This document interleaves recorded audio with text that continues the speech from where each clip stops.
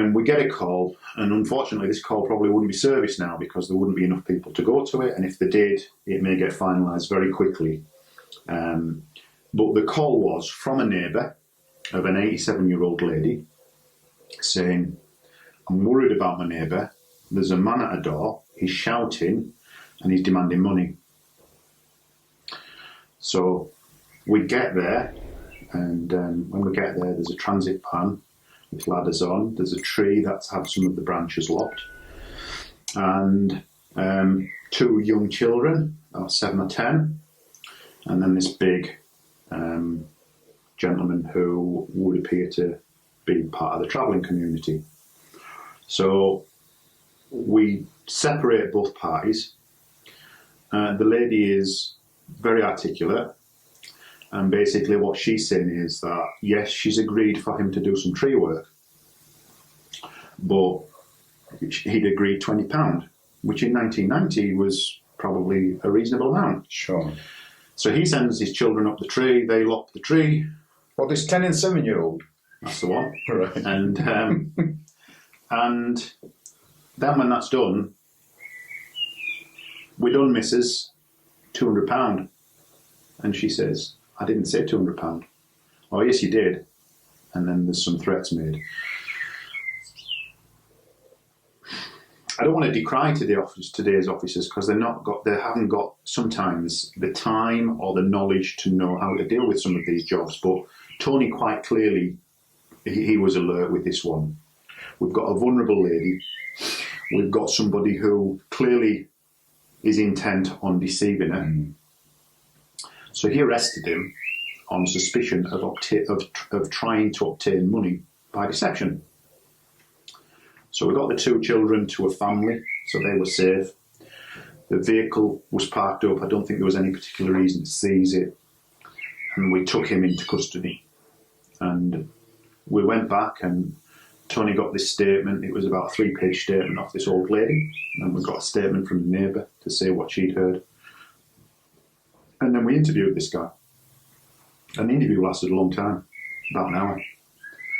And that would have been the cassette interview, wasn't it? Cassette interviews, yeah.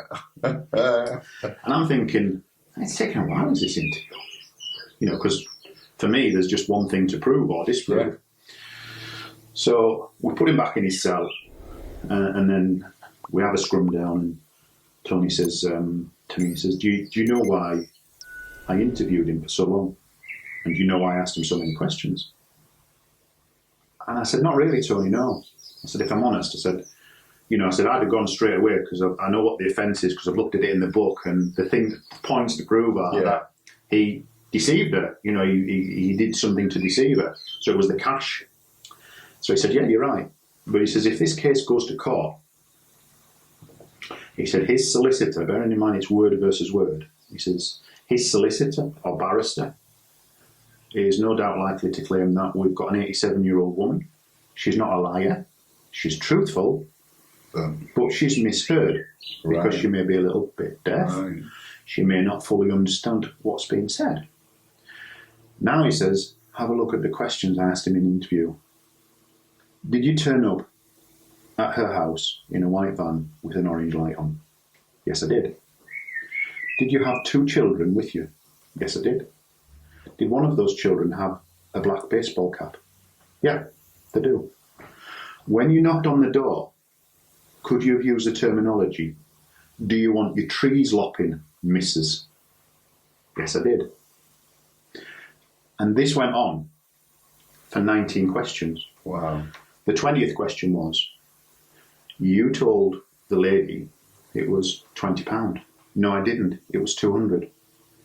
So he said, unwittingly, what he's done is he's made Miss Miggins a more than credible witness because 19 of the questions that was asked about recollection, she's got 100% right on his own admission.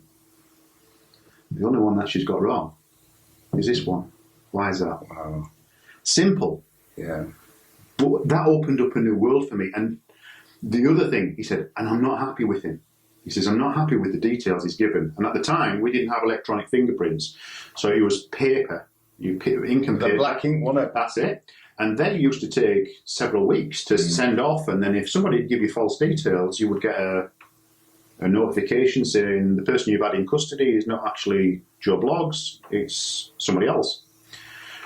So what we did was we charged him with the offence, and he was then fingerprinted and he was remanded. It wouldn't happen today, would it? But we put a remand application in saying there was the risk to the vulnerable victim, and also that we're not happy with his identity. We believe he's given us false details. And what a move that was, because I think it was about 4 weeks later, and Tony said, "Do you remember that guy we had in for the deception?" And I said, "Yeah." He said he was circulated 7 times up and down the country for other vulnerable victims. He said, so he's going to jail, and he ended up doing about 7 years.